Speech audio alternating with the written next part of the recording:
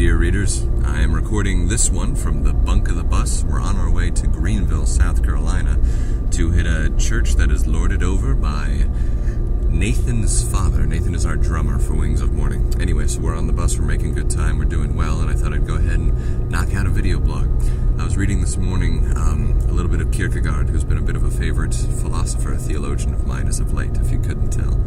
And I was considering individuality and responsibility.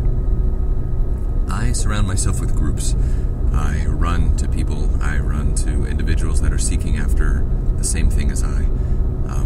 Whether I hang out with a bunch of musicians, or if I group up with a Bible study, I somehow find comfort in that external idea that, well, I'm hanging out with good musicians, therefore I'm growing in my music. I'm in a Bible study group, therefore I'm close with God.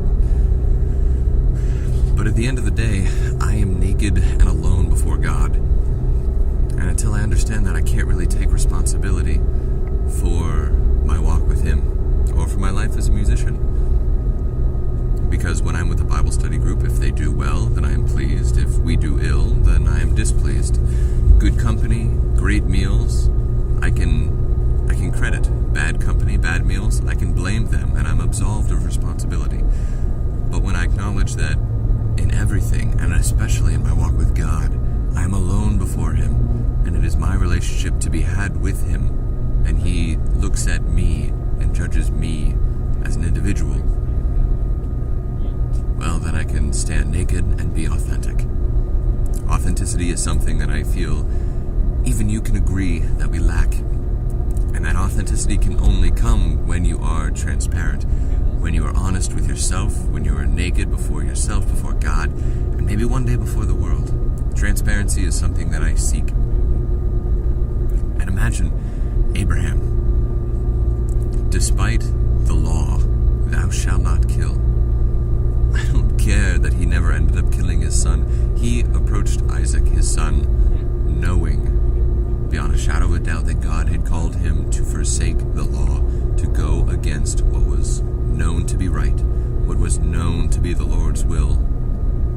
And he took God's world and God's word and was set about to slaughter his son for sacrifice, to in cold blood kill him. And that, as frightening as it is, was his individual relationship with God at work. Now, I would not encourage the wanton destruction of our children, but I would say that when we group en masse, we can often fall prey to the temptation of abandoning responsibility, of abandoning that individual walk. If I'm spending plenty of time doing Bible studies or group activities with Wings of Morning, that's great. But am I being authentic? Do I actually have a relationship with God? Am I actually growing to know Him? Or am I just satisfying myself with the lack of authenticity, with the group, with the results of the group? Be an individual today. Seek your own time. Seek your own pursuits. As a musician, if I spend a lot of time on the bandstand, but none alone in a practice room, well, and I start to fake it. And I find that I do the same in my walk. If I'm just spending time with groups of Christians, but no alone time with the Creator, then I start to fake it. And as Bootsy Collins and George Clinton were fond of saying, if you fake the funk, your nose grows. So, groove on, hip cats.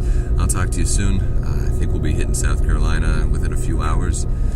And, well, take care. God bless.